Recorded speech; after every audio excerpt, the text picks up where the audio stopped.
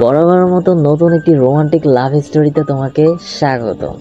আচ্ছা, মনে করো তো একটি মেয়ে যদি 5টি দুষ্ট ছেলের সাথে একই বাসায় থাকে তাহলে কেমন হবে, বা মেয়েটি কি কি জিনিস ফেস করবে। আজকের পর্বটি খুব মজাদার হতে চলেছে, সবাইকে শেষ পর্যন্ত দেখার অনুরোধ রইল।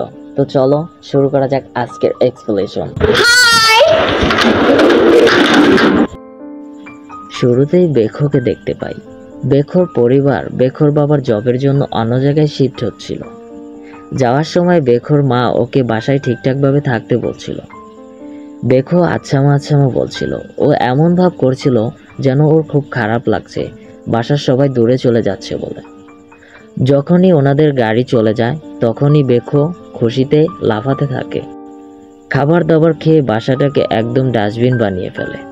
পরিষ্কার করার কথা তো দূরের কথা, কাপড়গুলো ওয়াশ করছিল না। এভাবে কিছুদিন কাটানোর পর বেখো একা একা অনেক বোর হচ্ছিল। তাই ও একে একে ওর 4 ফ্রেন্ডকে বাসায় নিয়ে আসে। প্রথম জনের নাম হচ্ছে ইনগু, দ্বিতীয় জনের নাম হচ্ছে সাংহে, এটা হচ্ছে তৃতীয় ফ্রেন্ড তেজুন, ও একটু খারস টাইপের, মানে রুট আর কি। আর শেষে হচ্ছে সাংহিউন। ওরা সবাই অনেক আনন্দ করছিল আর আমি ওদের জীবন কাটছিল। কিন্তু একদিন চিকেন লিং নিয়ে ওদের মাঝে ঝগড়া লেগে যায়, তাও আবার অনেক বাজেভাবে। তেজুন এসে বলে, তোরা কি একটু চুপ থাকতে পারিস না? কিন্তু ওদের কি, ওরা ওকে ইগনোর করে আবার মারামারি করতে থাকে। ঝগড়া শেষে বেখো ওদেরকে বলে, আমার মা বলেছেন ওনার কোন ফ্রেন্ডের বাচ্চা নাকি আমাদের সাথে থাকার জন্য আসবে। সবাই ডিসাইড করছিল ও কোন রুমে থাকবে, কার সাথে অ্যাডজাস্ট করবে, কারণ বাসায় এক্সট্রা কোনো রুম ছিল না। আর সবাই ভাবছিল ওই একটি ছেলেই হবে, কারণ বেখোর মা ওর নাম অ্যালেক্স বলেছে আর ও নাকি আমেরিকা থেকে আসবে। আর বেখো বলে, আচ্ছা ঠিক আছে, ও কিছুদিনের জন্য এখানে থাকবে, পরে আমরা ওকে বলে দিব অন্য জায়গায় বাসা নিয়ে নিতে। আর তখন ওদের বাসার বেল বেজে ওঠে আর ওরা ভেবে নেয় হয়তো অ্যালেক্স এসেছে। কিন্তু এটা তো অন্য একটা ছেলে ছিল, জিহু। জিহু জিজ্ঞেস করে, তোমরা আমার ইনহোকে দেখেছো? কিন্তু তেজুন ওকে কিছু না বলে মুখের উপরে দরজা বন্ধ করে দেয়। কিছুক্ষণ পর ওদের দরজার বেল আবার বেজে ওঠে, কিন্তু ওখানে একটা মেয়ে ছিল।